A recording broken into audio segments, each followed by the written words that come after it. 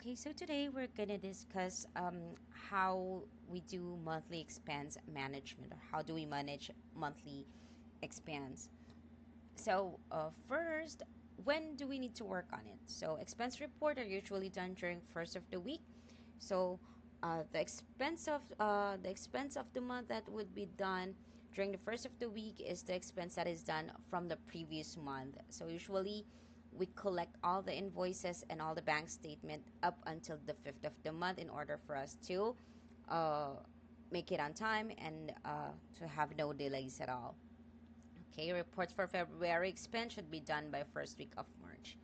Payment reminders are done 2 days before the due date, but most of the time, some subscriptions they are auto deducted from our clients' cards or maybe bank accounts. Right? What do we need for this task? So first, we do need the bank statement. Okay, something like this. And next, we do need the collected invoices. Collected invoices can be a hard copy that is sent to us uh, via Google Drive. So those hard copies, our client will take a picture of it in order for them to send it to us. And the other invoices are the digital copies that we get from uh, the downloaded subscription invoices. So for the next one, we do use Google Sheet for the tracking or for data tabulation or documentation. For today, we're going to do the personal expense. So we usually do have two. We do have the professional and the personal one. So for the personal ones, that those are the bank statement that they use whenever they go shopping, eat at a restaurant, treat their family. And for the pro, that's the bank account that they use whenever they use it for their businesses or for their jobs. And last would be the accounting software wherein we upload the invoices that we have collected from our client. So let's start with the process. Okay, first from the bank statement, we are going to copy the title, the expense title, and put it here on the label. Okay, going back, we would get the date, that's August 24, okay, in here. And lastly would be the amount here. From there, copy it here.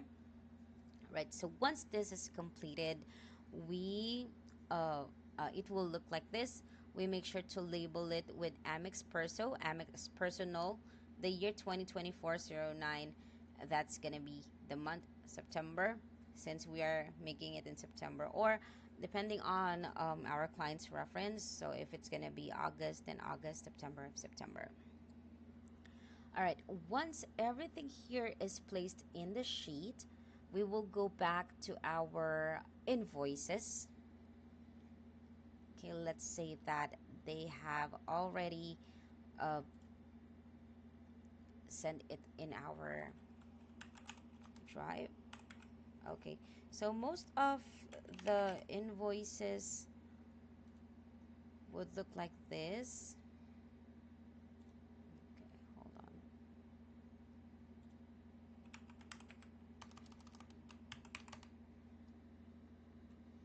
Okay, so here are the sample of the invoices. So for these invoices, I have already changed the name. However, for example, in this one,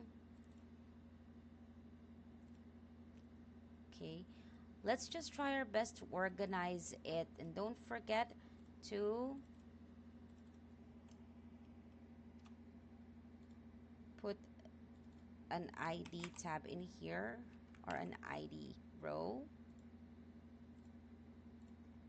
Okay, let's say for example, IDs, this one, apple.com, is ID 001, and we saw it, the name matched, the date matched, and the amount matched. We'll label it as ID 001, and then highlight it with yellow. Okay, by that we would know that we already found it and we already match it. But if it's missing, we highlight it with red. Make sure to report to our client whenever an invoice is missing, so that we can get a new one, or we can get a copy of it in order for us to make the balancing.